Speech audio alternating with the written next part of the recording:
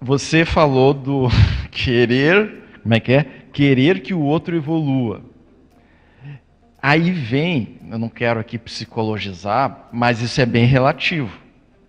Eu te pergunto, como é que tu te sentiria se essa pessoa que tu quer que evolua, daqui 3 meses, por exemplo, como é que você reagiria? Soubesse que essa pessoa, por exemplo, é um serenão. Será que tu ia gostar mesmo disso? O que eu quero dizer? Que nós temos reações instintivas muito ainda, competitivas, cotoveloma, que lá no fundo, às vezes, a gente não quer que o outro evolua tanto assim. É isso que eu estou dizendo. Isso é uma coisa para a gente... Ô, Júlio, mas esse não é outro tema? A gente estava no tema da assistência sem retorno. Aí que eu vou chegar. Porque exatamente porque. Qual que realmente é a intenção da pessoa? Quando ele diz assim, ó, eu estou esperando um retorno, mas eu tenho uma expectativa que o outro evolua porque eu quero que realmente ele evolua. Será que é real isso? Ou você quer algum outro tipo de validação do teu ego? E não que ele realmente evolua. Porque a partir do momento que tu vê que tu gerou um benefício no outro, tu te sente o quê? Tu te sente poderoso, tu te sente uma pessoa de valor, tu te sente uma pessoa importante. Então, na verdade, aquela narrativa, o discurso, eu quero que o outro evolua, é um detalhe secundário. Tu quer mesmo é validar a tua competência, a tua capacidade. Todo mundo quer saber que, poxa, eu sou bom na minha TENEPS, eu sou um bom professor, eu sou um bom escritor, então eu ajudo. É isso que eu estou dizendo. Eu só estou levantando um questionamento. Nós estamos tentando entender. O ponto que eu queria dizer mesmo é o seguinte, que sutil, nada disso, esqueça tudo que eu falei. Nada disso valeu. Eu estou tentando entender. É que uma coisa a gente ter expectativa em relação ao resultado da assistência, outra coisa a gente ter expectativa em relação ao retorno. Sim. São coisas diferentes. Então, por exemplo, eu estou escrevendo meu livro. Eu tenho expectativas de resultados daquilo que eu estou escrevendo. Que seja menor, seja maior, isso não é que eu estou esperando um retorno para mim. Ou pode ser em algum percentual. Aí é uma coisa que cada um tem que avaliar. Outra coisa, como diz aqui na definição, é volta do favor. Ou alguma compensação pelo benefício prestado. Então seria, por exemplo, eu chegar aqui, ó, não, eu escrevi um livro, então agora você tem que me ajudar nisso tem que me dar dinheiro, por exemplo. Eu ajudei, então, essa coisa da pessoa ter uma barganha, uma queixa, às vezes até silenciosa, que tem a ver com reconhecimento. Agora, em algum percentual, todos nós temos. Por quê? Porque a gente precisa de validação e reforço. Isso aí vai para a psicologia, né? No nosso nível, sim. No nosso nível, mas isso que você está falando não invalidou o que a gente discutiu, não, né? Então tá, só para entender que eu me perdi aqui. Mas eu só queria fazer uma observação, que eu acho que o que o Júlio falou tem fatos, né? O que acontece? Às vezes a pessoa ela faz uma assistência com o retorno, né? Esperando o retorno. Sim. E que, obviamente, isso não é ainda o mais avançado. Não é. Mas é melhor isso que nada. Exatamente. Só para a gente fazer essa observação. Não é o ideal. Mas é melhor isso, no meu entender, do que não se mexer e não fazer nada, né? Na média, vamos chamar assim. Exatamente. É igual aquele caso, assim, o Valdo falava muito, gente, comece a fazer TENEPS, que você vai ficar mais atrativa, você vai arrumar uma dupla. Eu vi um monte de gente começando a TENEPS em função disso, né? Para alguns deu certo, né? Para outros talvez não, mas assim, gente, independente, isso que eu quero dizer, nós estamos discutindo assistência sem retorno, mas assim, eu na minha prática hoje, independente às vezes daquela motivação meio torta, o melhor também acho que a pessoa caminhar para isso. Então assim, vai meio torto para chegar na assistência sem retorno, né? É óbvio que nós estamos querendo o patamar superior, né? Fala, Júlio, depois eu passo para a Sandra. Só para tentar contribuir com a tua lista, eu colocaria um elemento aí, a própria lucidez ou cosmovisão da pessoa em saber que às vezes aquela pessoa que você acredita que está prestando, nossa, uma grande assistência e está te beneficiando de alguma forma, você está simplesmente às vezes fazendo uma recomposição, corrigindo uma coisa às vezes terrível que tu fez com ela. E aí você acha lá que estou tendo um retorno. E aquilo ali tudo é muito pequeno, a pessoa está vendo muito pequeno. Era isso. Cosmovisão ou autolucidez. Contra, Tem né? a questão do temperamento para a gente colocar aí no que interfere, né? O temperamento artístico, por exemplo. Tem vários elementos do temperamento artístico que vai interferir nessa expectativa do retorno, no caso aí de reconhecimento mesmo, né? Então, não só o temperamento artístico, mas acho que a pessoa pode olhar pelos bolsões todos ali, né? O religioso, a gente já até comentou aqui, o artístico pelo palco, o monárquico de alguém reverenciar, né? Então tem muita coisa nessa Então, via vida. temperamento, dá para pegar vários mata-burros, né? Várias tendências por onde a pessoa pode desviar a intencionalidade dela no processo assistencial. Isso, pode contaminar, né? Bacana. Só uma observação que eu concordo plenamente com o que você disse, o que está sendo dito, que até certo ponto é normal e que a pessoa fique feliz, né, gratificada e tal. Só que tem aquele negócio, né? Quanto mais, a pessoa pode ter isso como uma proporção, quanto mais a pessoa tende a ficar eufórica, quando vem o feedback positivo, tem o outro lado, porque vai vir, às vezes, mais pedrada do que feedback positivo. Sim. E aí, como que ela vai reagir? Porque se ela é muito tendenciosa emocionalmente quando é aplaudida, quando ela é vaiada, o que acontece? Sim, se ela só recebe aplausos, quando vem uma crítica, como é que ela reage? Como é né? que ela reage? Aí entra a reatividade da pessoa. Até porque, às vezes, na assistência, você vai acoplar com alguém, você vai ajudar alguém, e o retorno vai ser o quê? Um embate extrafísico assediador dessa pessoa. E, às vezes, é uma experiência desagradável.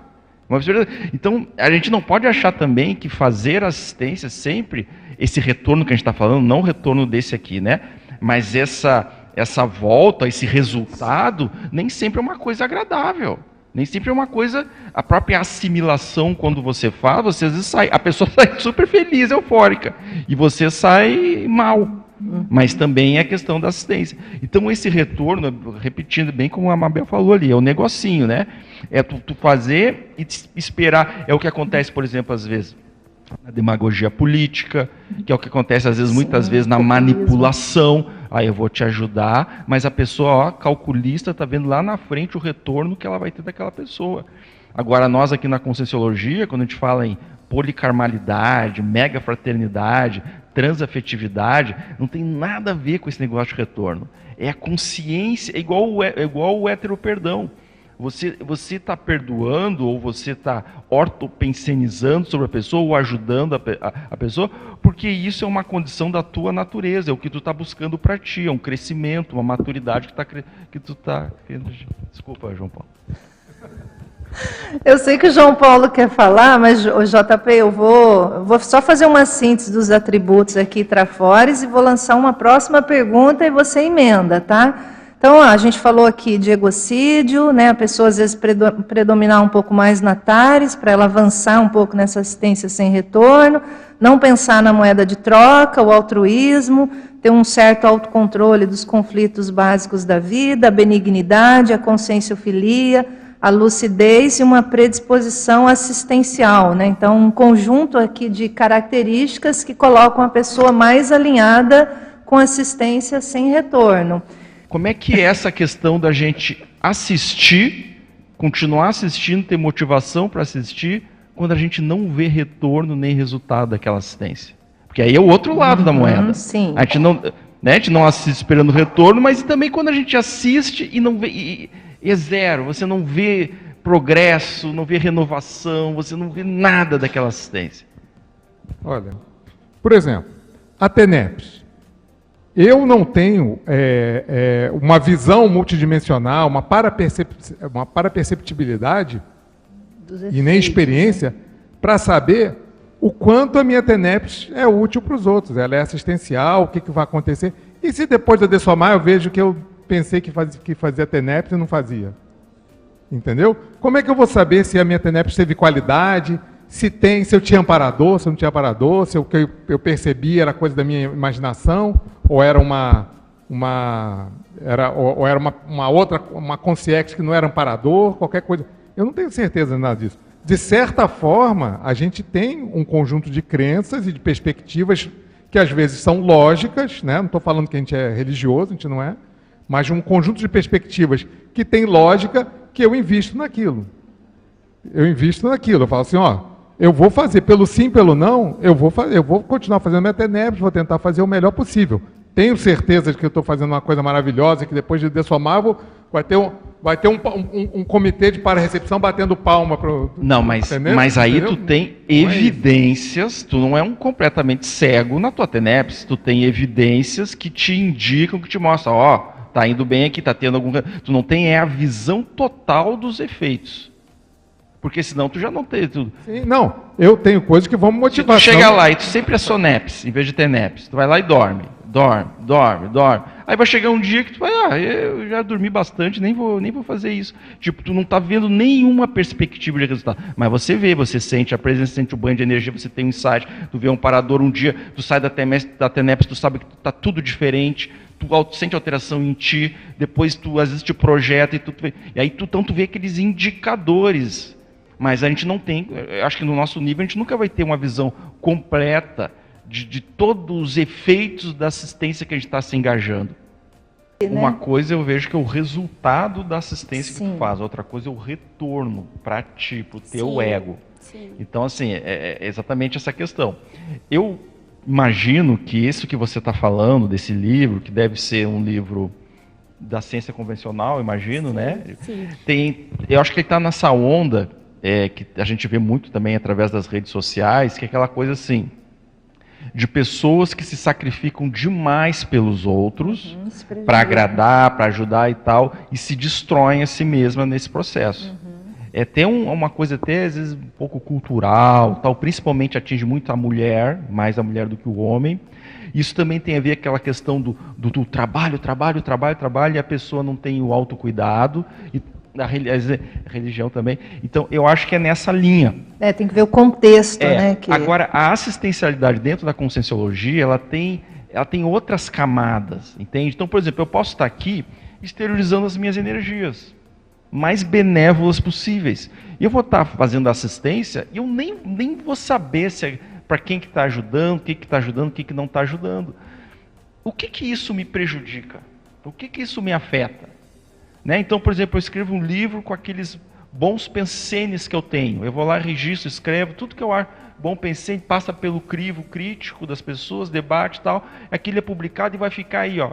Eu não vou estar mais nessa discussão e aquele livro vai ficar. Eu não estou nem preocupado se qual o retorno que isso vai ter para mim, para o ego, entende? Então, a conscienciologia, ela realmente extrapola esse conceito de interassistência que, às vezes, nessa visão mais convencional, o pessoal não alcança. Fica restrito, né? Porque aqui, ó, Priscila, se você olhar na definição aqui, ó, a gente está falando que a pessoa ela dispensa totalmente a volta do favor. Sim. Né? Então, esse é o viés.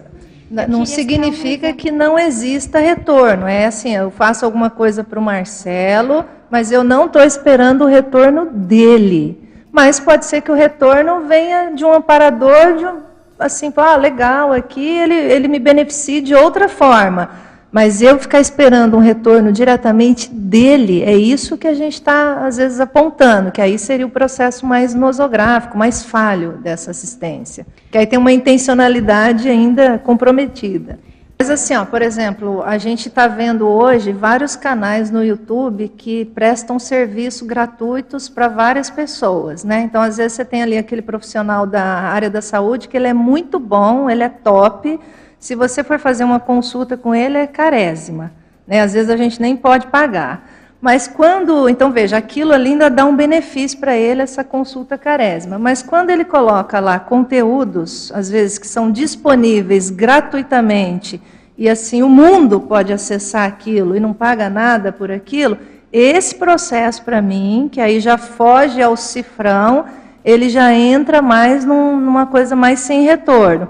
Muito embora, você vai dizer assim, Daiane, mas ele ganha na monetização do YouTube e tal. ganha, né? Mas assim, entre uma coisa e outra, essa, que pode gerar um esclarecimento maior, ele traz um benefício, ele se aproxima mais, né? Então seria um exemplo para a gente tentar caracterizar alguma coisa nessa linha, né? O que você acha, Júlio? É melhor do que ele está fazendo lá apologia de coisas negativas, criando interprisão grupocármica. Ele já está num outro fluxo. Mesmo que ele tenha ali ganhos secundários, às vezes ele não tem, ele está sendo às vezes um inocente útil. Às vezes ele nem tem tanta consciência daquilo ali, mas ele está fazendo uma assistência que provavelmente, certamente vai ficar inclusive depois crescer. Só que geralmente esses aí estão ainda num nível ainda de eletronótica, né? Ainda Tá tem uma um questão cifrão, de eletronótica ainda.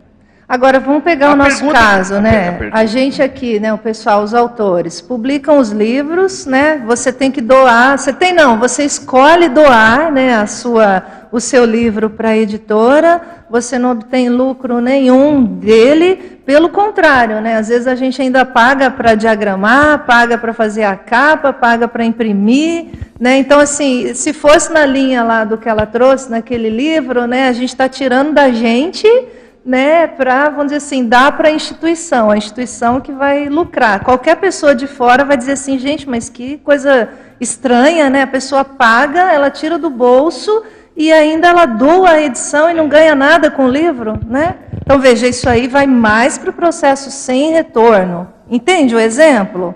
Do que outras abordagens que a gente vê por aí. Só para ilustrar aquela ideia de assistência sem retorno versus assistência sem resultado, que são coisas diferentes. Como é que fica essa questão da assistência, por exemplo, naquela frase, o amparador não joga pérolas aos porcos. Não fala no deserto. Por que o amparador se retira, né, na verdade? Vai lá, eu vejo que existe uma ambientação, né, cosmoética, ortopensênica, para o amparador funcionar. Quando não tem esse ambiente, ele se desconecta, não é aquele padrão, não é aquela vibração, não é aquele ambiente que ele consegue trabalhar. Então ele se retira, não sei se é automaticamente, mas assim, é um processo natural. Quando a pessoa se colocar num padrão pensênico, favorável, ortopensênico, cosmoética, e a intenção, né, cosmoética de querer realmente assistir em alto nível, ele vai atrair amparadores, porque tem níveis de amparadores também que ele pode atrair. Ele vai atrair amparadores de alto nível, né, que já não estão mais nesse processo egocármico, como está se falando aqui, né? Não estou mais esperando pessoalmente, mas eu já estou vendo lá na frente, né, aquele negócio que o professor Waldo falava, até eu falei que eu errei aqui, brincando, eu errei de tertúlia. Aqui tem a pensata lá dos rios correm para o mar. Eu acho que eu estava captando aqui o negócio aqui, ó, do objetivo evolutivo. Quanto mais você distribui, mais você recebe. Aqui na página 2, né, no final, no léxico. Quanto mais você distribui, mais você recebe como retorno, assegurando as bases da interassistenciologia. No sentido de que você está ampliando mais. Então, aquele negócio que o professor Aldo falava, você vai por uma gota de água doce, potável, né, no oceano. Você não viu nada, você não sabe o que aconteceu, mas você contribuiu com aquilo, né? Então acho que esse que é o mais importante. Porque olha que interessante, né? Olha que interessante. O amparador, ele não deixa de assistir por falta de retorno, e sim por falta de resultado. Às vezes o guia cego, o assediador, deixa de assistir por falta de retorno e não de resultado. Com essa aí. O guia cego o guia cego deixa de assistir e o assediador. Ô, Júlio, só conserta isso. Você falou que o guia cego e o assediador deixa de assistir, mas eu acho que porque o assediador eles não estão interessados, né, no resultado. Eles estão interessados no retorno para eles. O guia cego. Tá, o guia cego, não o assediador, né? Tá bom. Também. Mas vocês acham que o assediador assiste? Ah, é? Nossa, me esclarece nessa. Ele faz a pessoa ganhar não, loteria. a palavra não é assistência, mas, por exemplo, o assediador, eu acho que ele segura a pessoa, às vezes, até nessa dimensão, porque essa pessoa é útil para ele. E tem o negócio da loteria, né? Ele faz a bamburriologia, né? Ele faz a pessoa ganhar na loteria e se enroscar. Aparentemente parece uma assistência, mas na verdade aquilo vai causar um caos na vida da pessoa. É uma pseudo-assistência. É um assédio.